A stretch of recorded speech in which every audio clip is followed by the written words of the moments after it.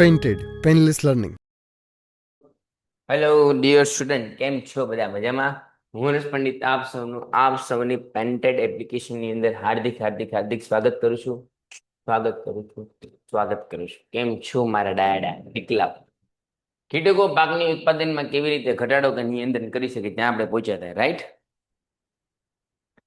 ભાઈ, audio video clear છે? બધાને મોજ આવે છે? Yes sir. એકવાર છે બધા રેડી હોય તો yes sir, we are all are ready for rock. Yes sir કહી દો ફટાફટ. જય વિજ્ઞાન, જય વિજ્ઞાન, જય વિજ્ઞાન, જય હિન્દ માય ડિયર સ્ટુડન્ટ.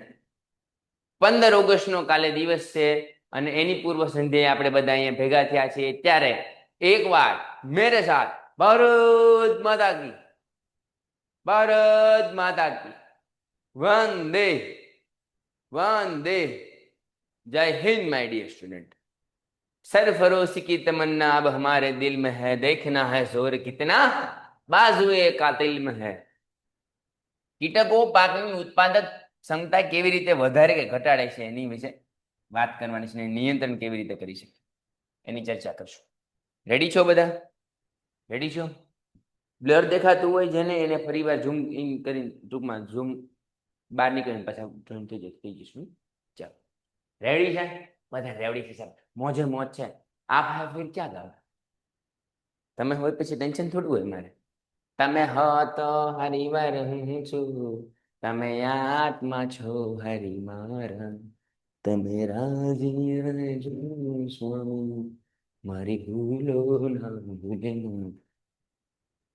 ચાલો, તો કીટકો ઉત્પાદકો કેવી રીતે હોય છે એની ચર્ચા કરવાની છે. તો કે કીટકો 3 પ્રકારની વનસ્પતિ પર આક્રમણ કરે છે.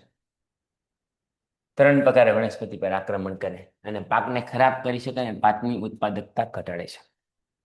તમને ખબર હોય તો આજથી 1.5 થી 2 વર્ષ પહેલા કીટકોનો ઉપદ્રવ હતો. પાકિસ્તાનથી કીટકો આવતા હતા. પાકિસ્તાન ક્યાંથી આવતા હતા? પાકમાંથી. પાકિસ્તાનથી આવતા હતા અને એ લોકો શું આવતા હતા? કીટકો. અને કીટકો શું કરતા હતા? It is impossible. બધાને એક બ્લર બતાય છે ભાઈ સાહેબ. 1 મિનિટ ઉભા રહ્યો, रुको जरा, सब्र करो, हम देखते सही में क्या है. रुको जरा 1 મિનિટ. પરસો વહી ગયો પણ થઈ ગયું. રણકભાઈ 5-6 વર્ષના થાવ, જેટલું જીવો એટલું સારું જીવો. ડન છે? ચલો, થઈ ગયું. फाइनली हो गया सबका. यस. हेलो बच्चों, क्या हाल चाल? बढ़िया एकदम. જય હિન્દ માય ડિયર સ્ટુડન્ટ. હું હર્ષ પંડિત આપ સૌનું યુટ્યુબ ચેનલ અંદર હાર્દિક સ્વાગત કરું છું. યુટ્યુબ નથી, એપ્લિકેશન છે. તો કીટકો પાકની ઉત્પાદકો કેવી રીતે ઘટાડે છે એની વિશે ચર્ચા કરવાની હતી. અને મેં તમને કીધું હતું કે પાકિસ્તાનમાંથી એકવાર તીડ આવ્યા હતા અને તીડે ખૂબ નુકસાન કર્યું હતું. કેની અંદર? તો કીટકોને લીધે. ડન? તીડ પ્રકોપ થયો હતો. યસ પૃથ્વીભાઈ, મસ્ત દેખાય છે. હવે મસ્ત છે ને, આપણે બધું એચડી ક્વોલિટી છે, લાખો રૂપિયાની કેમેરા વાપરીએ છીએ. ચાલો, મૂળ, પ્રકાંડ અને પર્ણોને કોતરી નાખ્યા હતા. તે વનસ્પતિઓ અને વિવિધ ભાગોમાંથી કોષરસ ચૂસી લીધો હતો અને તે પ્રકાંડ અને ફળમાં છિદ્ર કરી નાખે છે. પ્રકાંડ અને ફળમાં શું કરી નાખ્યો હતો? છિદ્ર કરી નાખ્યો. તો આ બધી વસ્તુઓ જોવા મળી હતી કોની અંદર? કીટકોના પાકની અંદર. હવે જેને બ્લર બતાવીને એનો વાક છે. મને અહીંયા ક્લિયર બતાવીશ. જો હું તને બતાડું, મારી સામે બતાડું છું, મને ક્લિયર બતાવી છે ભાઈ. પાકને નુકસાન કરે. શું કહે? પાકને નુકસાન. કીટકોનું કામ શું છે? તો કે પાકને નુકસાન કરવાનું. પાકને નુકસાન કરવું. કેવી રીતે નુકસાન કરે? તો કે કોતરી નાખે, કોષરસ સૂચી લે અને છિદ્ર કરી નાખે. એટલે તમને ખબર હોય તો આવા થઈ જાય. આવા બધા નાના કાણા થઈ જાય. એ કેને લીધે થાય? કીટકોને લીધે. હવે એના માટે શું કરવું પડે? કીટનાશક નિયંત્રણનો ઉપયોગ કરવો પડે. જેને આપણે કહીએ છીએ ફુવારો લઈને. ઘણા લોકો જતા હોય આમ ખેતરમાં છાંટવા, એ શું કહેવાય? કીટનાશકોના નિયંત્રણ માટે. તો કે ભાઈ, કીટનાશક રસાયણોને પાકની વનસ્પતિઓ પર છંટકાવ કરવામાં આવે અથવા તો બીજ અને ભૂમિના ઉપચારો પર રસાયણનો ઉપયોગ કરવામાં આવે છે. તો કીટ નિયંત્રણ એટલે શું? તો કે કીટનાશકો રસાયણ પાકની વનસ્પતિઓ પર છંટકાવ કરવામાં આવે છે અથવા તો બીજ અને ભૂમિના ઉપચાર માટે રસાયણનો શું કરવામાં આવે છે? એના માટે ઉપયોગ કરવામાં આવે છે. કોના માટે? તો કે કીટ નિયંત્રણ માટે. આ રસાયણોને નિયત માત્રામાં ઉપયોગ કરવો જરૂરી છે. અન્યથા વનસ્પતિ અને પ્રાણીઓ માટે આ ઝેરી અસર ઉપજાવે છે. આ રસાયણો પર્યાવરણીય પ્રદૂષણ છે. શું છે? પર્યાવરણીય પ્રદૂષણ. આ જે લોકો છે એ પર્યાવરણીય પ્રદૂષણ માટે ખૂબ અગત્યના છે. તારે જે બ્લર આવે છે ને બટા, એ તારી નેટની સ્પીડને લીધે આવે છે. કીટ પ્રતિરોધક ક્ષમતા ધરાવતી જાતોનો ઉપયોગ કરવાથી પણ આ કીટકો નિયંત્રણમાં આવી શકાય. કીટકો નિયંત્રણ લાવવા માટે શા માટે જરૂરી છે? તેનું મેઇન રીઝન એ જ છે કે કીટકો નિયંત્રણમાં આવશે તો પાકને નુકસાન થતું બચશે. પાકને ખોરવી નાખવાનું કામ, પાકને ખોરંભવાનું કામ, પાકની ફળદ્રુપતા ઘટાડવાનું કામ, પાકની કોષરસતા ઘટાડવાનું કામ કોણ કરે છે? કીટકો. તો કીટકોના નાશ માટે કીટ નિયંત્રકનો ઉપયોગ થાય, જેની અંદર એને છાંટવામાં આવે રસાયણનો ઉપયોગ કરીને, અથવા વનસ્પતિ એને શું કરે છે? પ્રદૂષણ પણ કરે છે.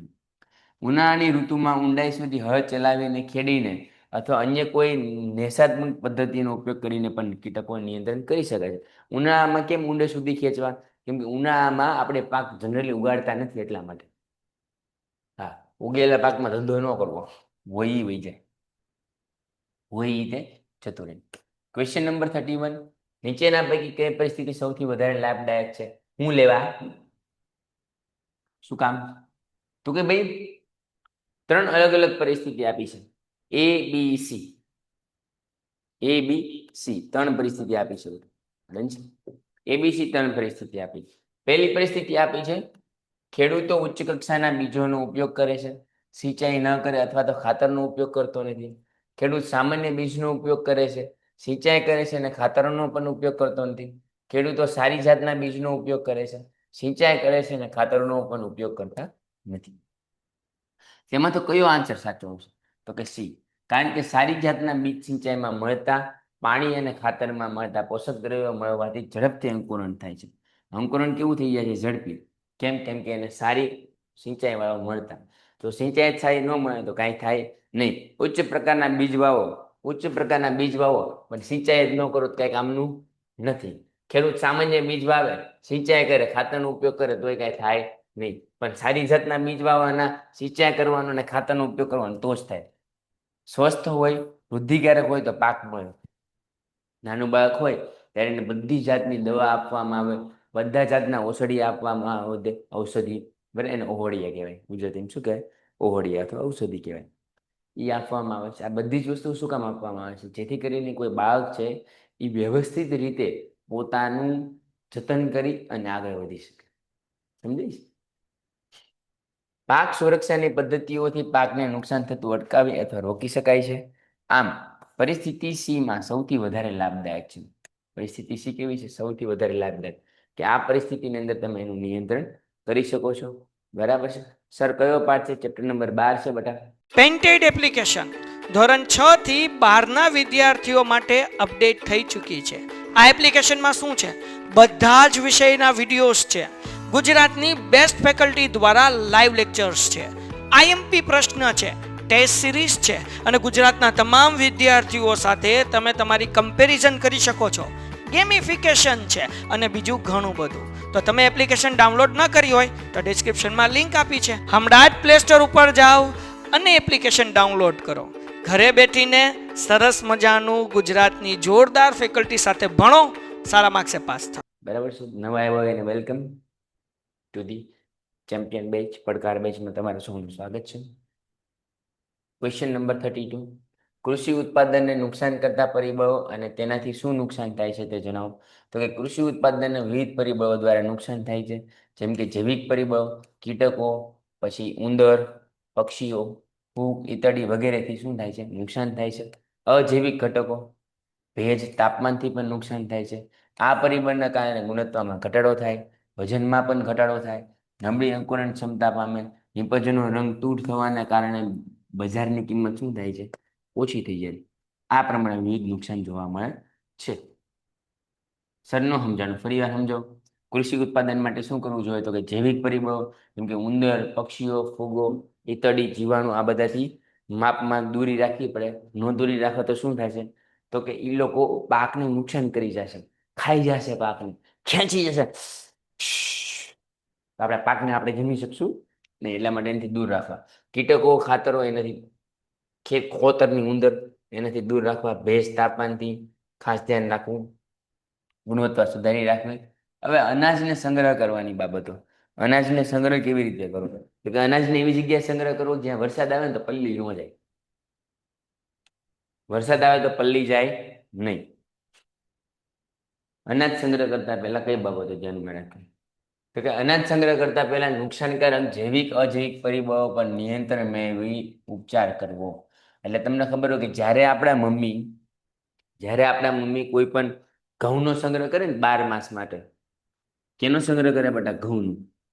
કેટલા મહિના માટે કરે? 12 મહિના માટે. તો એરડિયું દઈ દે. શું દઈ દે? એરડિયું. અને ઓલી કોથળી હોય એની અંદર ભરીને ડબ્બાની અંદર ટીપણાની અંદર નાખી દે અને ટીપણાની બહાર ચોક ફેરવી દે. તમને ખબર હોય તો ચોક ફેરવી દે. કેમ ચોક ફેરવે? કીડીયું ન આવે એટલે. કીડીયું આવે તો બધા અનાજને શું કરી નાખે? કોતરી નાખે. જો ધ્વનિબેનને ખબર છે, ભૂમિબેનને ખબર છે, આવા ઘણા બધા બહેનો જે છે એ ઘરે હશે એને ખબર છે કે આવી વસ્તુ થાય છે સર મારી યાર. રેડી? તો આવી વસ્તુ થવાનું કારણ શું છે? આ જ મેઇન કારણ છે કે અનાજ સંગ્રહ કરતા પહેલા આ વસ્તુ તમારે ધ્યાન રાખવી જોઈએ. આ માટે સંગ્રહ કરતા પહેલા નિરોધક અને નિયંત્રણ પદ્ધતિનો ઉપયોગ કરવામાં આવે છે. કઈ પદ્ધતિ? નિરોધક અને નિયંત્રણ પદ્ધતિ. જેમાં સંગ્રહ કરતા પહેલા ઉત્પાદન નિયંત્રિત સફાઈ કરીને પહેલા સૂર્યપ્રકાશ અને પછી છાંયડામાં સારી રીતે રાખીને એને સૂકવવામાં આવે છે.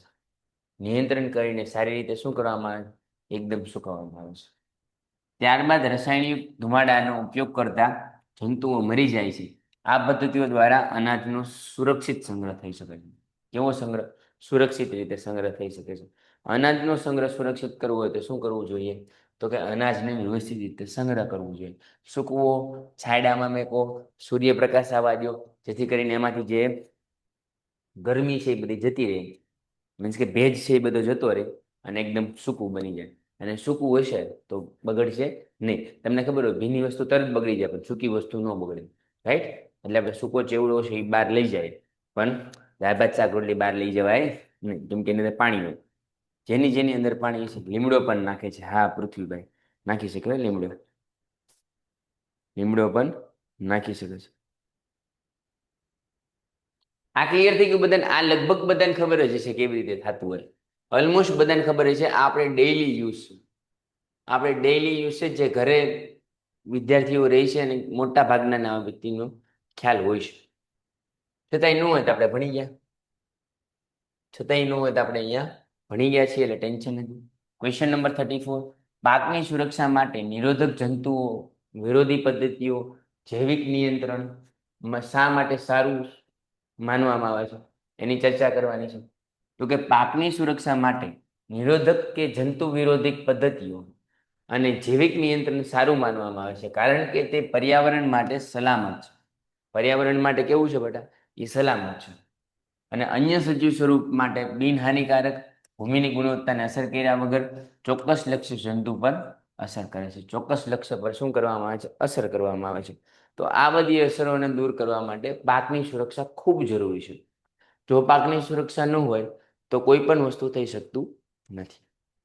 હવે પશુપાલન એટલે શું અને એનું નિયંત્રણ કરવા માટે આપણે કયું કાર્ય કરી શકીએ એની ચર્ચા કરવાની છે. તો કે પશુપાલન કોને કહે છે? તેને અંતર્ગત કયા કાર્યો હોય છે અને શા માટે પશુધનના સુધારણાની આવશ્યકતા છે એની ચર્ચા કરવાની છે. પશુપાલન એટલે શું? તો કે પશુધનના પ્રબંધને પશુપાલન કહે છે. પશુધનના પ્રબંધનને એટલે પશુને એક જગ્યાએ વ્યવસ્થિત રીતે સાચવી રાખવું. પશુપાલન કોને કહે છે? તેના અંતર્ગત કયા કાર્યો કરવામાં આવે છે? તો કે પશુ પ્રબંધન કરવામાં આવે. પશુઓને સાચવવાની જે પ્રક્રિયા છે, પશુને સાચવી, તેનું પોષણ કરી અને તેમાંથી મળતી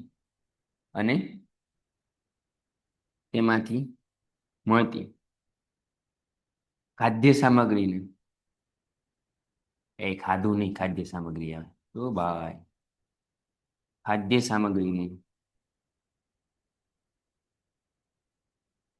સામગ્રીનો ઉપયોગ કરી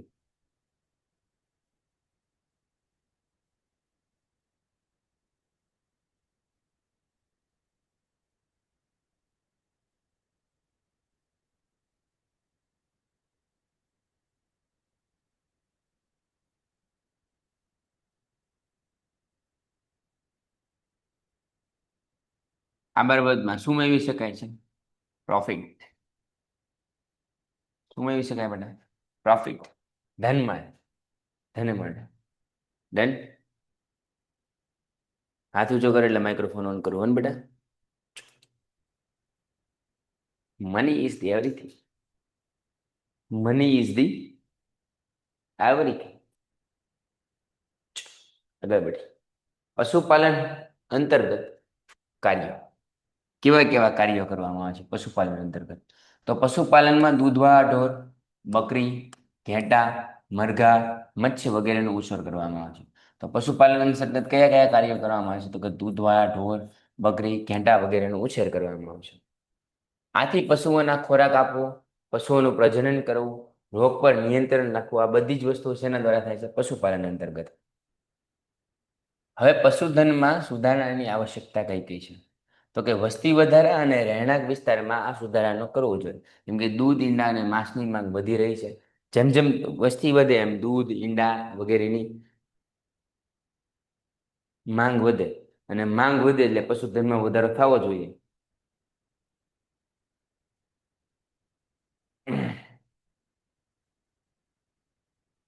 બરાબર છે? તો તેને સંતોષવા માટે પશુધનના ઉત્પાદનમાં શું કરવો પડે છે? વધારો કરવો પડે.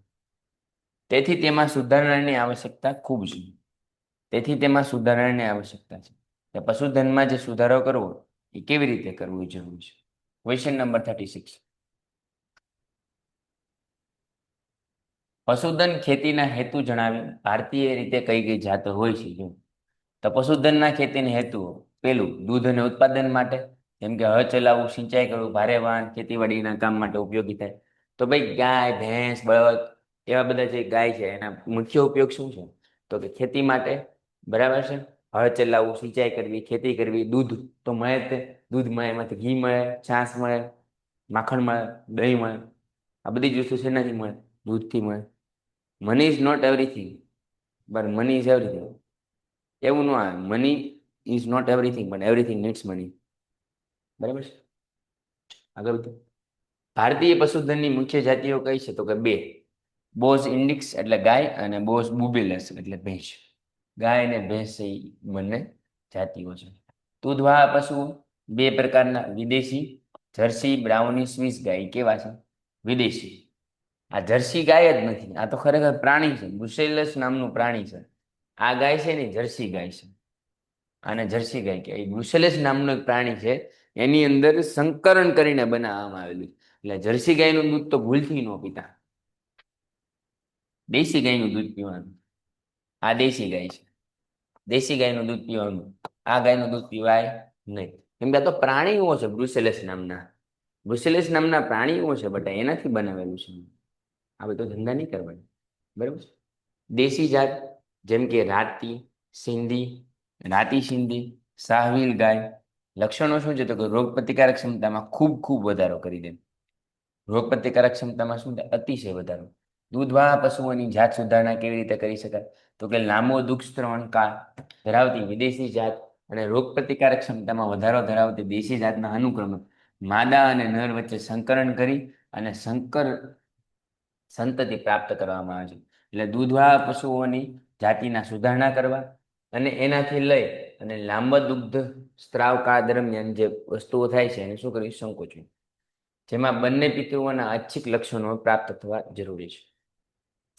38 39 કરી નાખી. બરાબર છે? 2 કરી નાખી. પછી પશુ આહાર. ઓકે, ઘણું છે, હજી બહુ મોટું ચેપ્ટર છે. પેન્ટેડ એપ્લિકેશન ધોરણ 6 થી 12ના વિદ્યાર્થીઓ માટે અપડેટ થઈ ચૂકી છે. આ એપ્લિકેશનમાં શું છે?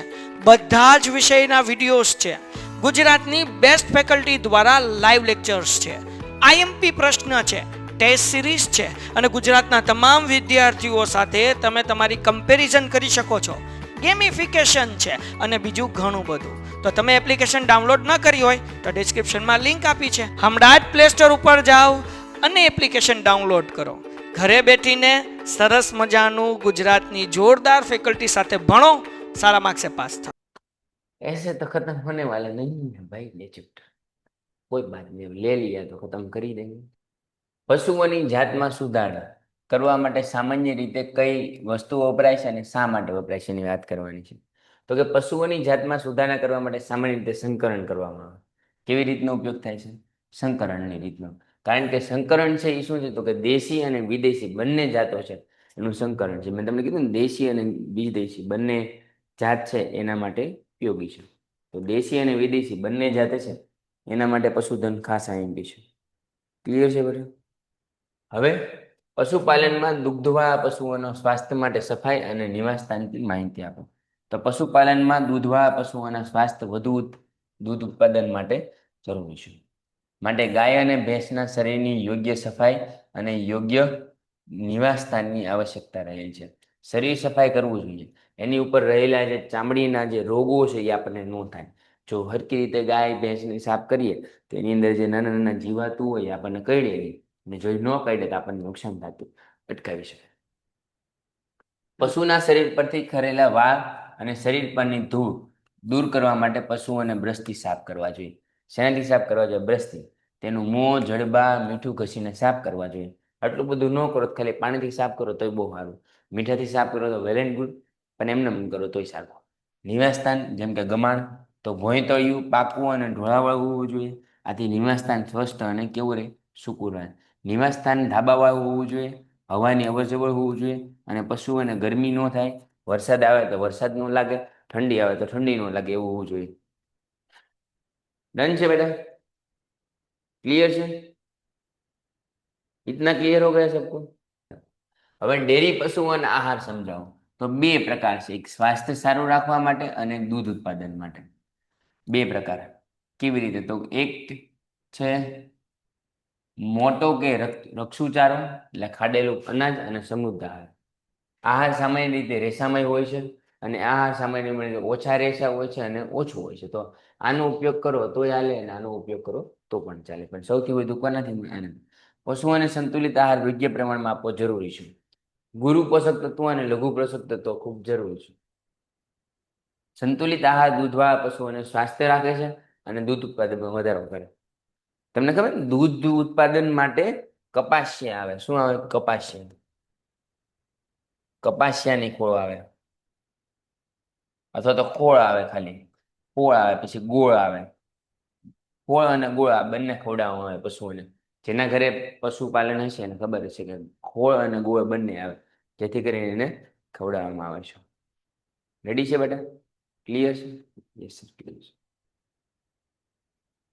હવે પશુ રોગ એટલે શું એ પર ટૂંક નોંધ આપવાની. તો કે પશુઓ અનેક પ્રકારના રોગથી ગ્રસ્ત હોય છે, જેમ કે બાહ્ય પરોપજીવી પશુઓની ત્વચા પર રહી ત્વચાના રોગ કરી શકે છે. અંતઃપરોપજીવી કૃમિઓ પશુઓના જઠ્ઠર, આંતરડા અને યકૃતમાં રોગગ્રસ્ત હોય છે. સંસર્ગજન્ય રોગ બેક્ટેરિયા અને વાયરસ પણ શું છે એનાથી અસરકારક હોય છે. વિવિધ અસરો, તો કે પશુઓને નિયમિત રીતે ખાઈ શકાતા નથી, સારી રીતે બેસી કે ઊભી શકાતા નથી, તેમની દૂધ ઉત્પાદક ક્ષમતામાં પણ ઉણપ આવે છે અને ક્યારેક તેનું મૃત્યુ પણ થઈ જાય છે. અને વાયરસ અને જીવાણુથી બચાવવા માટે એને રસી આપવી જોઈએ. શું આપવું જોઈએ? રસી. ભાઈ એનામાં રોગ આવે ને એટલે આપણામાં રોગ આવે, પછી આપણું નામ રસી વહી જાય, એટલે એને પેલા રોગથી બચાવે. જન્મજાત કોઈ વાછરડું હોય, બરાબર છે, એની જે માં હોય એનું દૂધ આપણે ન પીવાય. બળી કરીને ખાઈએ એ વાત અલગ છે, પણ એનું ફેટ બહુ વધારે હોય અને વાછરડાનું છે, વાછરડાને પીવા દેવાય. ઘણા તો એવા હોય છે કે જે થોડુંક એવું દૂધે નથી આપતા, બિચારું વાછરડું મરી જાય છે, એનું પાપ આપણને લાગે. એ ધંધા કરવાના. કાળજા કેરો કટકો મારો હાથથી છૂટી ગયો. પ્રાણીઓને પણ શું હોય છે? સંવેદના હોય છે. પ્રાણીઓને પણ સંવેદના, એને પણ લાગણી હોય છે, એને પણ ભાવના હોય છે. સાહેબ, લાગણી અને પ્રેમના સંબંધો આપણે એકબીજાને કનેક્ટ રાખે છે. એસપી સર એટલે જ સક્સેસફુલ થાય. પેન્ટેડ તો જ આગળ વધે જો તમારો ને અમારો લાગણીનો સપોર્ટ હોય. સર્ચ કરો ખાલી હુ ઇઝ હર્ષ પંડિત, બધું જ મળી જશે. In Bhavnagar who is Harsh Pandit in Gujarat, you get everything. તો આ બધું પ્રેમ છે તમારો, અને પ્રેમ વગર કાંઈ થાય નહીં. करते हो तुम कन्हैया मेरा नाम हो रहा है, पतवार के बिना ही मेरी नाव चल रही है, हैरान है जमाना मंजिल तो मिल रही है, तेरे साथ से गुलाम अब गुलफाम हो रहा है, मेरा आपकी कृपा से सब काम हो रहा है।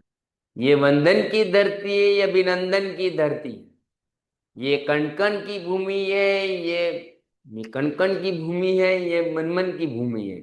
यहाँ का हर कोना कोना सोना है। यहाँ से गंगा से कान मिला लो तो वही बोलेगा ભારત માતા કી જય। જીવનનું સૌથી મોટું મોટિવેશન છે સાહેબ। થાકી જવાય છે, દુનિયામાં લોકોના તાણાથી થાકી જવાય છે કે તું નહીં કરી શક, તારથી નહીં થાય આ વસ્તુ, you can not do it. એ બધાને કહેવાનો સમય આવી ગયો છે કે વિજ્ઞાનની અંદર મૂંઝાવાની જરૂર નથી, ગણિતની અંદર મૂંઝાવાની જરૂર નથી, સમાજ અંગ્રેજી કોઈની અંદર મૂંઝાવાની જરૂર નથી। અમે તમારે હારે છે। मैं रहूं या ना रहूं भारतीय रहना चाहिए। વિજ્ઞાનને એટલું સહેલું કરીને મૂકી દેવું છે ને મારે તમારી સામે કે જીવનમાં કોઈ પણ પ્રશ્ન આવે ને બધાનું સોલ્યુશન મળી જવું છે। પશુપાલનને લગતો પ્રશ્ન આવે કે મરઘા ઉછેરને લગતો પ્રશ્ન આવે, ખેતીવાડીને લગતો પ્રશ્ન આવે કે જંતુનાશક કીટનાશકોને લગતો પ્રશ્ન આવે, ગતિનો પ્રશ્ન હોય કે ધાતુ ન ધાતુનો પ્રશ્ન હોય, આપણી આસપાસ શુદ્ધ દ્રવ્ય છે કે એનો પ્રશ્ન હોય કે ઘન પ્રવાહી એના વાયુનો પ્રશ્ન હોય, બધા પ્રશ્નનું સોલ્યુશન તમને આવડવું છે। તમારું હારે છો ને તમે બધા? હારે રહેજો। દુનિયાનું સૌથી મોટું મોટિવેશન, સવારે જાગો ને તમારી પરિસ્થિતિ જોવો અને સાંજે સુધી કે પરિસ્થિતિ જોવો, એમાં તમે શું ઇમ્પ્રુવમેન્ટ કરી છે જો વિચારી લેશો ને તો મોટિવેશનની જરૂર નહીં પડે મારા વાલા। મળીએ છીએ નેક્સ્ટ લેક્ચરની અંદર, ત્યાં સુધી જય હિન્દ, જય ભારત, જય વિજ્ઞાન। 15મી ઓગસ્ટની સૌને બધાને શુભકામના। હૃદયપૂર્વક બધા દેશવાસીઓ દેશની વસ્તુ વાપરો, દેશને સમૃદ્ધ બનાવો, કે દેશ है तो हम है।